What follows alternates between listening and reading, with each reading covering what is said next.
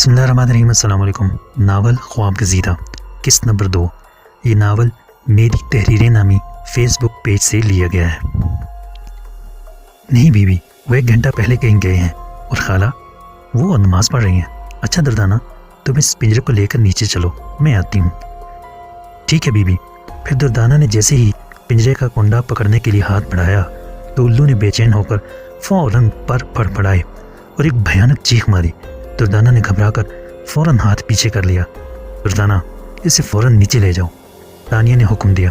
دردانہ نے اس کے حکم کی تعمیل میں جیسے ہی پنجرا اٹھانا چاہا، وہ فوراً دردانہ کی طرف جھپٹا اور زور زور سے اپنے پر پھڑپڑائے۔ اگرچہ پنجرا چھوٹا تھا، اس کے پورے پر بھی نہیں کھل رہے تھے، لیکن جتنے بھی کھل رہے تھے وہ بندے کو خوفزدہ کرنے کے لیے بہت تھے۔ دردانہ نے ڈر کر ایک مرتبہ پھر اپنا ہاتھ کھینچ لیا۔ ارے دردانہ، کیا کر رہی ہو؟ پنجرا اٹھا لو، تانیہ نے سختی سے کہا۔ دردانہ نے پھر اسے اٹھانا چاہا تو اس نے ایک مرتبہ پھر بھیانک چیخ ماری اور اپنے پر پھڑپڑانے لگا۔ بیوی، میں اس پنجرے کو نہیں اٹھا سکتی، مجھے ڈر لگ رہا ہے۔ اچھا ٹھہرو، میں اٹھا کر دیکھتی ہوں، یہ کہہ کر تانیہ آگے بڑھی۔ اس کے آگے بڑھتے ہی وہ الو اپنی جگہ ساکت ہو گیا۔ تانیہ نے ہمت کر کے پنجرے کی طرف ہاتھ بڑھایا۔ وہ تیار تھی کہ جیسے ہی یہ پھڑپڑائے گا وہ فوراً اپنا ہاتھ کھینچ لے گی، لیکن ایسا کچھ نہ ہوا۔ الو بالکل ساکت بیٹھا رہا۔ تانیہ نے ہمت کر کے پنجرا اٹھا لیا۔ الو نہ پھڑپڑایا اور نہ جھپٹا، اور نہ ہی اس نے خوفناک آواز نکالی۔ پنجرے کا دردانہ کے ہاتھ میں آنا تھا کہ وہ فوراً پھڑپڑا اٹھا۔ ساتھ ہی اس نے ایک بھیانک چیخ ماری، کچھ اس طرح کہ دردانہ نے فوراً ہی وہ پنجرا زمین پر رکھ دیا اور تیزی سے سیڑھیاں اترتی نیچے چلی گئی۔ شاید وہ بری طرح ڈر گئی تھی۔ دردانہ کے جانے کے بعد تانیہ نے پنجرے پر ایک نظر ڈالی۔ وہ بڑی خاموشی سے بت بنا تانیہ کو اپنی بڑی زرد آنکھوں سے دیکھ رہا تھا۔ اس کی آنکھوں میں جانے کیا بات تھی کہ ایک خوف کی لہر اس کے بدن میں اترتی چلی گئی۔ تانیہ نے پنجرے کو وہیں چھوڑا۔ اپنے کمرے میں داخل ہو کر اس نے دروازہ اندر سے بند کر لیا۔ بیڈ پر بیٹھ کر اس نے اپنا بیگ اٹھا لیا، لفافہ نکالا۔ لفافہ ہاتھ میں آتے ہی اس کے دل کی دھڑکن تیز ہو گئی، ہاتھ میں لرزش آ گئی۔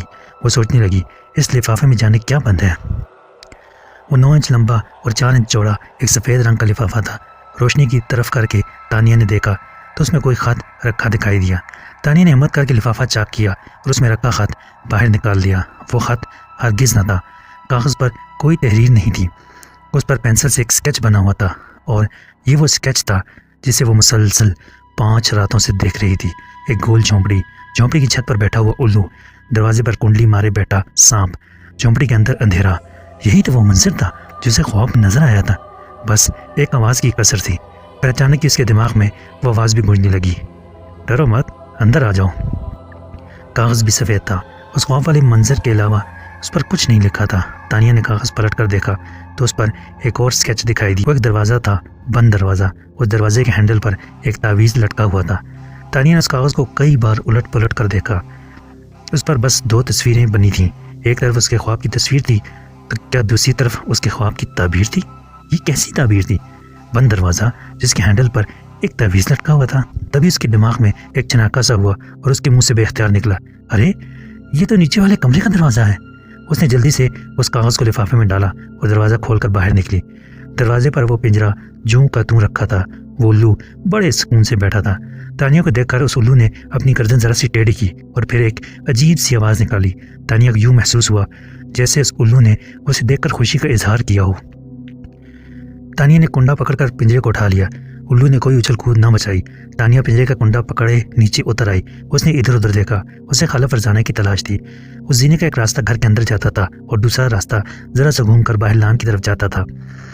اس نے پنجرے کو باہر والے دروازے کی طرف چھوڑا اور خود خالہ فرزانہ کے کمرے کی طرف بھاگی۔ اسے معلوم تھا کہ خالہ اس وقت اپنے کمرے میں ہوں گی۔ خالہ ابھی نماز سے فارغ ہوئی تھی۔ تانیہ کو جس طرح کمرے میں گھستے ہوئے دیکھا تو ایک لمحے کو گھبرا گئی۔ کیا ہوا تانیہ، خیر تو ہے؟ خیر کہاں ہے خالہ؟ وہ نیچے قالین پر ان کے نزدیک بیٹھ گئی۔ بی بی، آپ کی چائے یہیں لے آؤں یا باہر پئیں گی؟ دردانہ نے کمرے میں داخل ہو کر پوچھا۔ دردانہ، دیکھو وہ پنجرا سیڑھیوں کے نزدیک رکھا ہوا ہے، تم ذرا اسے اٹھا کر باہر دیوار کے ساتھ رکھو۔ کہتے ہیں کہ الو بڑا منحوس ہوتا ہے، جہاں بیٹھتا ہے ویرانی پھیل جاتی ہے۔ الو؟ خالہ فرزانہ ایک دم چونکی۔ کہاں ہے الو؟ ہائے بی بی، مجھے ڈر لگتا ہے، وہ میرے پنجرا اٹھاتے ہی مجھ پر جھپٹتا ہے۔ دردانہ سہم گئی۔ اچھا تم اسے رہنے دو اور میری چائے ادھر ہی لے آؤ۔ جی ٹھیک ہے بی بی، دردانہ نے بڑے مؤدبانہ انداز میں کہا اور تیزی سے کمرے سے نکل گئی۔ اسے ڈر تھا کہ تانیہ کہیں اسے پنجرا اٹھانے کو نہ کہہ دے۔ خالہ فرزانہ کا منہ ابھی تک حیرت سے کھلا تھا. ان کی سمجھ میں نہیں آ رہا تھا کہ اچانک یہ الو کہاں سے آ گیا اور وہ بھی پنجرے میں. خالہ نے پھر سوال کرنا چاہا تو تانیہ نے ہاتھ کے اشارے سے انہیں صبر کرنے کو کہا اور بولی میں بتاتی ہوں خالہ, اب پریشان نہ ہو. اور پھر تانیہ نے اس الو کی داستان سنا دی کہ وہ کہاں سے آیا اور کیسے آیا. اس اثنا میں دردانہ چائے دے گئی. ارے وہ کون منحوس شخص تھا جو اپنے لگے سگے کو ہمارے حوالے کر کے چلا گیا؟ خالہ نے پریشان ہو کر کہا تانیہ تم جلدی سے اس منحوس کو اپنے گھر سے نکالو, مجھے ایسی باتوں سے بہت ڈر لگتا ہے. ارے کوئی جادو ٹونا تو نہیں کر گیا؟ خالہ پریشان ہونے کی ضرورت نہیں ہے, میں ابھی اس کا کچھ بندوبست کرتی ہوں. تانیہ نے انہیں تسلی دیتے ہوئے کہا, حالانکہ خود اس کی اپنی جان نکلی جا رہی تھی. خالہ سنیے یہ لفافہ میں نے کھول دیا ہے. تانیہ نے ان کے سامنے لفافہ لہرایا. ہاں کیا نکلا اس میں؟ خالہ اس کو ایک لمحے کے لیے بھول گئی. خالہ اس میں ایک کاغذ ہے, اس پر ہاتھ سے 2 تصویریں بنی ہوئی ہیں.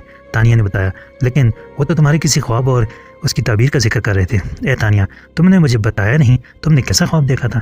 بس خالہ آج میں آپ کو بتاتی ہوں, میں 5 دن سے مسلسل وہ خواب دیکھ رہی تھی. ارے تانیہ کوئی ڈراؤنا خواب تھا وہ؟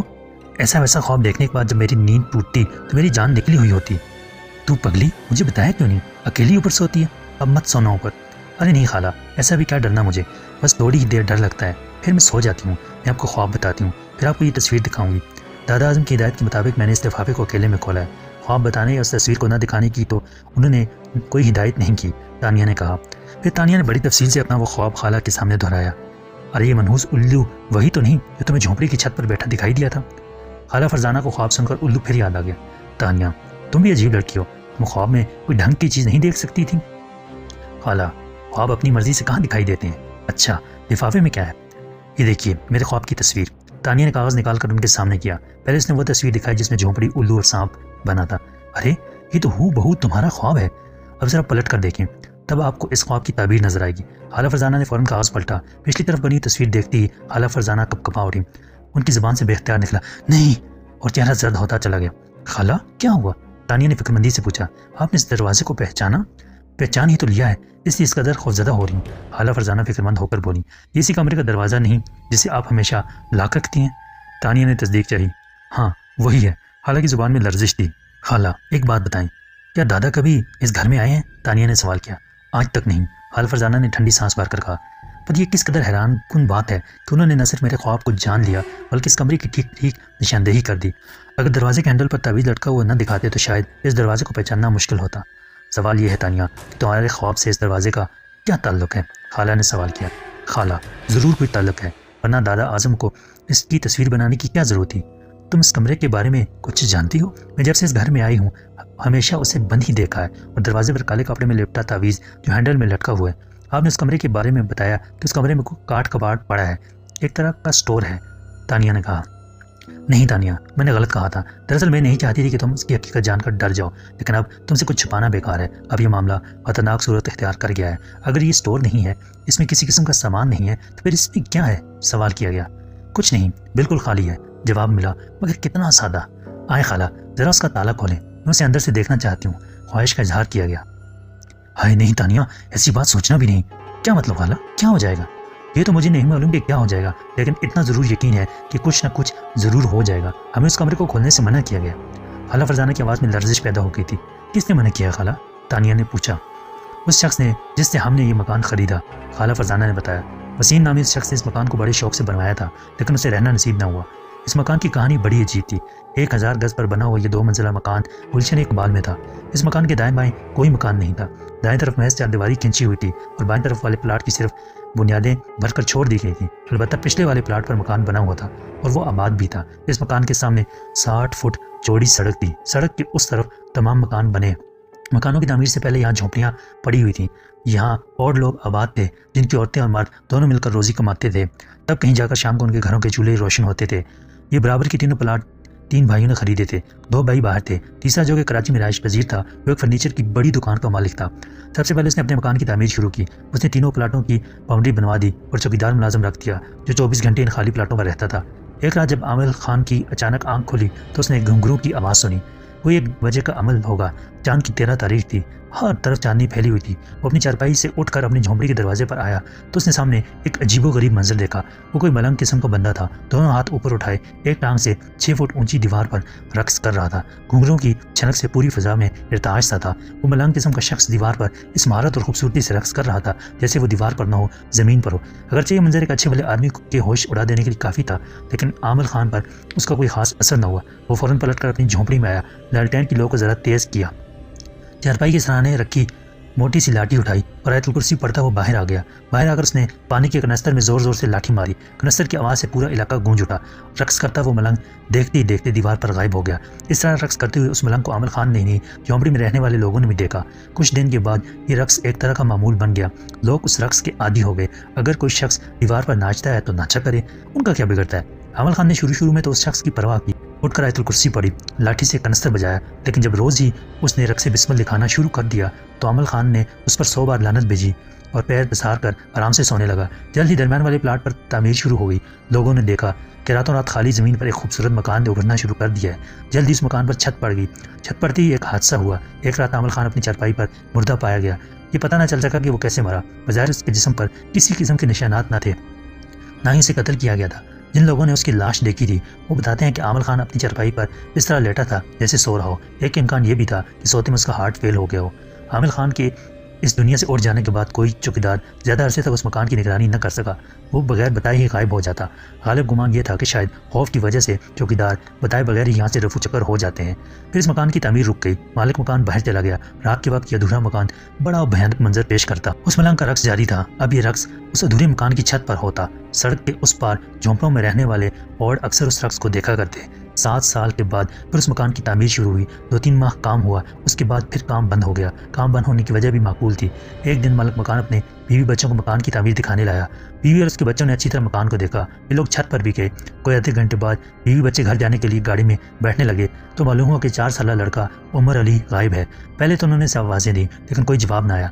घबरा कर दोनों मियाँ बीवी ज़ेरे तमीर मकान के अंदर भागे। घर के हर कोने में से तलाश किया मगर उमर कहीं नहीं था। अचानक ख्याल आया कि वाटर टैंक में भी देख लिया जाए। बस देखना ही गजब हो गया। माँ टैंक में झांकते ही चीख मारकर बेहोश हो गई। वो 4 साल बच्चा टैंकी में तैर रहा था। उसे जल्दी से निकालकर माँ समेत अस्पताल पहुंचाया गया मगर वो तो कब का मर चुका था। मकान की तामीर फिर रुक गई। तामीराती सामान पड़ा था लेकिन वहाँ कोई चौकीदार 2-3 दिनों से ज़्यादा टिकता ही न था। अब ये बात साबित हो गई कि उस मकान पर किसी किस्म का असर है, कोई साया है। आमलों की तलाश शुरू हो गई। कई लोगों को बुलाया गया मगर कोई भी वो काम न कर सका जिससे मकान से बुरे असरात दूर हो जाते। आमिल की तलाश जारी रही। फिर किसी ने पाकिस्तान क्वार्टर के एक आमिल का पता चला लिया लेकिन वो पेशावर आमिल न थे, सरकारी मुलाजिम थे, रूहानी अमलियात के माहिर थे, ज़रूरतमंदों को तावीज़ गंडे देते थे लेकिन ये सारे काम कार खैर के तौर पर करते थे। बदले में दुआओं के तालिब होते थे, पैसों के नहीं। मालिक मकान की परेशानी देखकर उन्होंने उस मकान का आसेब दूर करने की हामी भर ली। दोपहर को जब सख्त तेज़ धूप थी वो आमिल साहब जिनका नाम रोशन अली था मालिक मकान के साथ उस ज़ेरे तामीर मकान पर आए। पूरे घर का एक चक्कर लगाए। उसके बाद एक कमरे में आकर खड़े हो गए। मालिक मकान को इशारा किया, वो बाहर गाड़ी में जाकर बैठे। कोई आधे घंटे के बाद रोशन अली मकान से बाहर आए, पसीने में नहाए हुए। इशारे से मालिक मकान को अपने साथ आने को कहा। रोशन अली फिर उस कमरे में जा खड़े हुए जहाँ वो पहले खड़े थे। उस कमरे में अभी चौखट दरवाजे नहीं लगे थे। इस कमरे को गौर से देख लें। रोशन अली ने बड़ी संजीदगी से कहा। मैं समझा नहीं। मालिक मकान ने परेशान होकर पूछा, आप चाहते हैं कि इस मकान की तामीर मुकम्मल हो जाए? रोशन अली ने पूछा। साहब जाहिर है आपको मैं इसलिए यहाँ लाया हूँ। फिर एक काम करना होगा। रोशन अली ने कहा। जी फरमाइए, मैं हर काम करने को तैयार हूँ। इस कमरे में कोई खिड़की नहीं होगी। पहली हिदायत मिली। ठीक है, मैं ये खिड़कियाँ बंद करवा दूंगा। हिदायत पर अमल करने की हामी भर ली गई। इस कमरे में जो रंग बताऊंगा वो होगा। दूसरी हिदायत हुई, ये भी मंजूर। दूसरी हिदायत भी मान ली गई। जब ये कमरा और पूरा मकान तामीर हो जाएगा तो एक रात मैं इस कमरे में गुजारूंगा। सुबह फजर के वक्त मैं बाहर आऊँगा, इस कमरे को लॉक करूँगा, इसके हैंडल में एक तवीज़ लटकाऊंगा और यूं ये कमरा हमेशा के लिए बंद हो जाएगा। रोशन अली ने बताया। हमेशा के लिए बंद हो जाएगा? मालिक मकान परेशान हो गया। जी हमेशा के लिए बंद हो जाएगा, यकीन से कहा गया। अरे ये कितनी अजीब बात होगी। फिर इसके बाद तो यहाँ कुछ नहीं होगा? कुछ नहीं होगा, हमेशा के लिए सुकून हो जाएगा, यकीन दिलाया गया। रोशन साहब ये सब क्या है? मालिक मकान बेयकीनी की कैफियत में मुब्तला था। जो कुछ भी आपके सामने है, इतने अरसे से भुगत रहे हैं फिर भी पूछ रहे हैं। मेरी तो अकल दंग है। मालिक मकान की समझ में वाकई कुछ नहीं आ रहा था। मियाँ साहबजादे, ये दुनिया एक अजायब खाना है जो मैं देखता हूँ, अगर वो तुम देख लो तो बोलाई फिरो। आओ अब यहाँ से चलें। रोशन अली ने कुछ ना कहा और कह भी गए। कुछ कहते कहते रह भी गए। مرض کی تشخیص کے بعد مالک مکان وسیم نے زیادہ دیر نہ لگائی، فوراً دوا دارو شروع کر دی۔ اس نے دگنا لیبر لگا کر تیزی سے مکان کی تعمیر مکمل کر لی۔ پھر رنگ و روغن شروع ہوا۔ وسیم نے زیب زدہ کمرے میں کوئی کھڑکی نہیں رکھی تھی۔ دوسری رعایت کے مطابق روشن علی سے پوچھ کر اس کمرے میں مطلوبہ رنگ کرانا تھا۔ وسیم نے فون پر روشن علی سے بات کی۔ انہوں نے ساری بات سن کر شام کو اپنے گھر پر بلایا۔ وہ گھر پہنچا تو انہوں نے ایک چھوٹی سی شیشی میں کالے رنگ کا سیال دیا اور ہدایت کی، اس پورے کمرے میں کالا رنگ کروانا ہے، حتیٰ کہ چھت پر بھی کالا رنگ ہوگا۔ اس شیشی کو پانی رنگ میں ملوا دینا، یہ عمل کیا ہوا پانی ہے۔ ایک بات کا اور خیال رکھنا، رنگ کا کام ایک دن میں اور مغرب سے پہلے ہر صورت میں ختم ہونا چاہیے۔ رنگ ہونے کے بعد دروازہ بند کر کے لاک کر دینا، اس کے بعد کوئی بشر اندر نہ جائے، تم بھی اندر نہیں جاؤ گے۔ جب مکان ہر طرح سے مکمل ہو جائے تو ٹھیک ہے، کوئی حرج نہیں۔ وسیم نے کہا، مجھے مطلع کرنا، میں رات کو وہیں رہوں گا، سمجھ گئے میری بات؟ جی بالکل۔ وسیم نے شیشے کو بغور دیکھتے ہوئے کہا، اس میں کیا ہے؟ یہ الو کی کلیجی کا پانی ہے، اس کے علاوہ اس میں ایک چیز اور ملائی گئی ہے۔ وہ کیا؟ وسیم نے پوچھا۔ یہ نہیں بتاؤں گا، روشن علی نے کوڑا جواب دیا۔ ٹھیک ہے، کوئی حرج نہیں، وسیم نے جواب دیا۔ وسیم نے روشن علی کی ہدایت کے مطابق اپنی نگرانی میں سارے کام کروا دیے۔ پھر وہ وقت بھی آیا جب مکان ہر طرح سے مکمل ہو گیا۔ وسیم نے روشن علی کو مکان کی تعمیر کی اطلاع دی۔ اتفاق کی بات دیکھیے کہ اگلے دن نوچندی جمعرات تھی۔ یہ جمعرات اس کام کے لیے نہایت موزوں تھی۔ وہ جمعرات کی رات کو ٹھیک 12 بجے کمرے میں داخل ہوئے اور صبح فجر کے وقت کمرے سے باہر آ گئے۔ اندر کمرے میں انہوں نے کیا کیا، وہ رات انہوں نے کس طرح گزاری، اس کے بارے میں انہوں نے کچھ نہیں بتایا۔ انہوں نے دروازہ بند کیا، پھر اسے لاک کیا اور جیب سے ایک کالے رنگ کا تعویذ نکال کر دروازے کے ہینڈل پر لٹکا دیا اور وسیم کو اپنے ساتھ آنے کا اشارہ کیا۔ گاڑی میں بیٹھ کر دونوں نے قریبی مسجد میں فجر کی نماز پڑھی۔ پھر انہوں نے راستے میں بتایا، میاں صاحبزادے ایک بات کہنا چاہتا ہوں مگر سمجھ میں نہیں آتا کس طرح کہوں۔ روشن علی صاحب خیر تو ہے؟ وسیم نے پوچھا۔ میاں ہم نے تو بہت سمجھایا مگر وہ مان کر ہی نہیں دیا، روشن علی نے بتایا۔ کون روشن صاحب؟ وسیم سمجھ نہ سکا۔ وہی کالے کمرے والا، روشن علی نے گمبھیر لہجے میں کہا۔ آپ نے کیا کہا اور اس نے کیا نہیں مانا؟ وسیم نے وضاحت چاہی۔ میاں صاحبزادے میں جانتا ہوں کہ تم نے یہ مکان بہت شوق سے بنوایا مگر تمہیں اس مکان کو ہر قیمت پر فروخت کرنا ہوگا۔ اگر تم نے اس مکان میں رہنے کی ضد کی تو تباہی پھیلے گی، ہم اتنا بتا سکتے ہیں۔ پھر اس کی ایک ہدایت اور بھی ہے کہ یہ مکان ایسے لوگوں کو فروخت کیا جائے جن کے افراد خانہ کم ہوں، بچے بالکل نہ ہوں۔ عجیب شرط ہے، وسیم نے اپنا سر پکڑتے ہوئے کہا۔ پھر کیا فائدہ ہوا آپ کے وہاں جانے کا جب میں اس مکان میں نہ رہ سکوں گا؟ فائدہ یہ ہوا کہ تمہارا یہ مکان فروخت ہو جائے گا، دوسری صورت میں یہ مکان تعمیر ہو ہی نہیں سکتا، زندگی بھر یوں ہی پڑا رہتا۔ جیسے دائیں بائیں کے پلاٹ پڑے ہیں، ان پلاٹوں پر کبھی کوئی مکان تعمیر نہ ہو سکے گا۔ اس نے انکشاف کیا، یہ میرے بھائیوں کے پلاٹ ہیں، آپ کچھ کیجئے نا۔ میں جو کر سکتا تھا وہ کر دیا ہے، جو بتا سکتا تھا بتا دیا ہے۔ میاں اب تم جانو، تمہارا کام جانے، بس ہمیں ہمارے گھر تک چھوڑ دو۔ اتنا کہنے کے بعد وہ بالکل خاموش ہو گئے۔ جب گھر آ گیا تو گاڑی سے اتر کر اللہ حافظ کہا اور پیچھے پلٹ کر بھی نہ دیکھا۔ روشن علی کی واضح ہدایت کے باوجود وسیم کے دل میں بے یقینی پیدا ہو گئی۔ اس نے سوچا، روشن علی نے اسیب کو کمرے میں تو بند کر ہی دیا ہے، اب کمرے والوں کو اس بات سے کیا فرق پڑتا ہے کہ مکان میں وسیم رہ رہا ہے یا سجاد قیام پذیر ہے؟ پھر کچھ عزیز رشتہ داروں نے بھی اس کے خیال کی تائید کی۔ تب اس نے اپنے اس محنت سے بنائے بے انتہا خوبصورت مکان میں شفٹ ہونے کا فیصلہ کر لیا۔ اپنے اس مکان کے لیے اس نے نیا فرنیچر بنوایا تھا۔ سب سے پہلے اس نے اسے شفٹ کیا۔ پورے گھر میں قالین پہلے ہی بچھائے جا چکے تھے۔ فرنیچر سیٹ کرنے کے بعد گھر ایک دم جگمگا اٹھا۔ دوسرے دن جب صبح وسیم مزید سامان لے کر آیا اور وہ گھر میں گھسا تو اس کی سٹی گم ہو گئی۔ ہر کمرے میں سجا ہوا قالین اور فرنیچر کوئلے کی طرح کالا ہو چکا تھا۔ آگ کے آثار دیواروں اور دروازوں پر کہیں موجود نہ تھے، لیکن فرنیچر اور قالین جل کر کوئلہ ہو چکے تھے۔ جھٹکا لگا تو وسیم کو روشن علی یاد ہے۔ انہوں نے ٹھیک ہی کہا تھا کہ وسیم کے رہنے کی صورت میں مکان میں تباہی پھیلے گی۔ تباہی واقعی پھیل چکی تھی۔ وسیم نے فوراً کان پکڑے اور مکان فروخت کرنے کا اشتہار دے دیا۔ افضل نے یہ اشتہار پڑھا تو اس نے فوری رابطہ قائم کیا۔ شام کو مکان دیکھا، مکان بے حد شاندار تھا، اسے بہت پسند آیا۔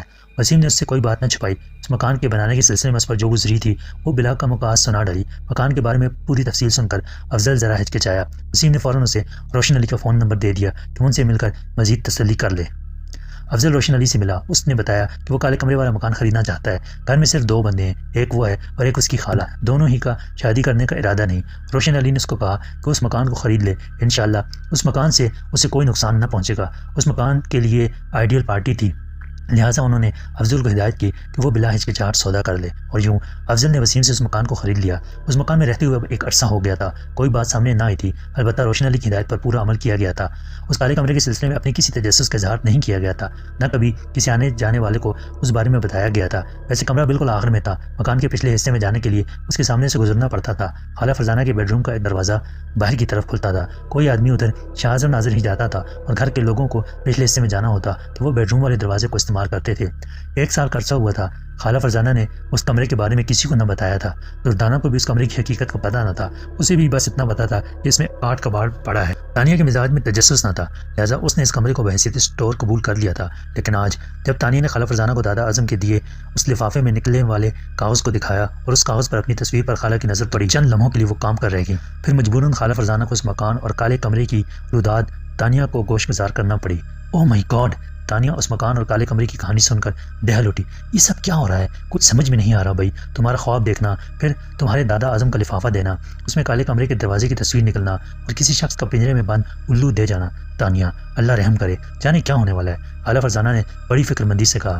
اسی وقت دردانہ کمرے میں داخل ہوئی، وہ بے حد گھبرائی ہوئی تھی، اس کے منہ سے صرف اتنا نکل سکا، وہ بی بی الو؟ ہاں، کیا ہوا الو کو؟ تانیہ نے گھبرا کر پوچھا۔ وہ دردانہ کی حالت دیکھ کر سہم گئی تھی۔ بی بی وہ مر گیا، اسے کسی نے مار دیا، وہاں خون ہی خون پڑا ہے، دردانہ نے اٹک کر بتایا۔ یہ کیسے ہو سکتا ہے دردانہ؟ یہ تم کیا کہہ رہی ہو؟ تانیہ کا دل کانپ رہا تھا۔ جو میں نے دیکھا ہے وہی کہہ رہی ہوں، آپ خود چل کر دیکھ لیں۔ دردانہ کی حالت بھی خراب تھی۔ کہاں اس کا پنجرا؟ تانیہ نے اٹھتے ہوئے کہا۔ اس کی ٹانگوں میں لرزش تھی۔ وہیں جہاں آپ نے چھوڑا تھا، سیڑھیوں کے نیچے، دردانہ نے بتایا۔ تم نے اس کا پنجرا اٹھا کر باہر نہیں رکھا تھا کیا؟ تانیہ نے سوال کیا۔ نہیں بی بی، میری ہمت ہی نہ ہوئی، میں فوراً کچن میں چلی گئی، آپ کو چائے دینے کے بعد کچن میں کام کرتی رہی، کرتے کرتے خیال آیا ذرا چل کر دیکھوں کس حال میں ہے۔ گئی، جا کر دیکھا تو وہاں خون پھیلا ہوا تھا اور وہ پنجرے میں مرا پڑا تھا۔ یہ منظر دیکھ کر میرے ہوش اڑ گئے، فوراً آپ کو بتانے آ گئی۔ دردانہ نے جلدی جلدی تمام رودات بیان کر دی۔ چلو میں دیکھتی ہوں، تانیہ نے دروازے کی طرف بڑھتے ہوئے کہا۔ میں بھی چلتی ہوں، خالہ فرزانہ نے بھی اپنے گھٹنے پکڑ کر اٹھتے ہوئے کہا۔ جب تانیہ سیڑھیوں کے نزدیک پہنچی تو چند لمحوں کے لیے سہم اٹھی۔ دردانہ نے صحیح کہا تھا، پنجرے کے چاروں طرف خون ہی خون پڑا تھا، اتنا خون، ایک اتنے سے پرندے میں بکرے جتنا۔ اس الو کا ایک بار کھلا ہوا تھا، گردن عجیب طرح سے مڑی ہوئی تھی اور پیٹ میں شگاف تھا، جیسے کسی نے تیز دھار کے آلے سے اس کا پیٹ چاک کر دیا ہو۔ اس کا پنجرا بالکل درست حالت میں تھا، دروازہ بند تھا، یہ بھی شبہ نہیں کیا جا سکتا تھا کہ پنجرے کا دروازہ کھل جانے کی صورت میں کسی بلی وغیرہ نے اسے جھنجھوڑ ڈالا ہو۔ گھر میں موجود تینوں خواتین بڑی خاموشی سے ابھی اس پر ہیبت منظر کا نظارہ کر رہی تھی کہ اچانک تانیہ کی نظر قدموں کے ان نشانوں کی طرف پڑی جو الو کے خون سے نکل کر برآمدے کی جانب چلے گئے تھے۔ یہ ننگے پیروں کے نشان تھے، کیونکہ پیروں کی 5 انگلیاں اور ایڑی کا نشان بہت واضح تھا۔ ہائے، یہ پیروں کے نشان کس کے ہیں؟ تانیہ نے خالہ فرزانہ کی طرف سہمی نگاہوں سے دیکھا۔ دردانہ، کیا تو گھسی تھی اس خون میں؟ خالہ فرزانہ نے پوچھا۔ بڑی بیوی کیا بات کر رہی ہے، میں جاؤں گی خون میں؟ میرا تو دیکھ کر ہی دم باہر آ رہا ہے۔ خالہ، قدموں کے یہ نشان تو برآمدے کی جانب مڑ گئے ہیں، آئیے آگے چل کر دیکھیں، تانیہ نے کہا۔ یہ افضل نہیں آیا ابھی تک؟ خالہ فرزانہ نے دردانہ کی طرف دیکھا۔ نہیں بڑی بیوی، دردانہ نے جواب دیا۔ اس طرف کون جا سکتا ہے؟ تانیہ، مجھے تو ڈر لگ رہا ہے۔ خالہ فرزانہ مضطرب ہو کر بولی۔ ڈر تو مجھے بھی لگ رہا ہے خالہ، تانیہ نے خالہ کے قریب ہوتے ہوئے کہا۔ بی بی، جان تو میری بھی نکل رہی ہے۔ دردانہ بولے بنا نہ رہ سکتی اور تانیہ کے نزدیک ہو گئی۔ جس نے الو کو مارا ہے وہ ضرور گھر کے پچھواڑے چھپا بیٹھا ہے۔ یہ کیا ضروری ہے؟ ہو سکتا ہے وہ مار کر جا چکا ہو۔ کہیں بی بی وہی کالے کپڑوں والا عجیب سا آدمی تو واپس نہیں آیا؟ دردانہ دور کی کوڑی لائی۔ کون؟ تانیہ کو وہ شخص یاد نہ آیا۔ بی بی، جو یہ پنجرا دے گیا تھا، دردانہ نے وضاحت کی۔ اسے اس کو مارنا ہوتا تو دے کر جانے کی کیا ضرورت تھی؟ سوال ہوا۔ اس بندی کی بھی سمجھ نہیں آئی کہ آخر وہ کون تھا، یہ پنجرا کس خوشی میں دے گیا۔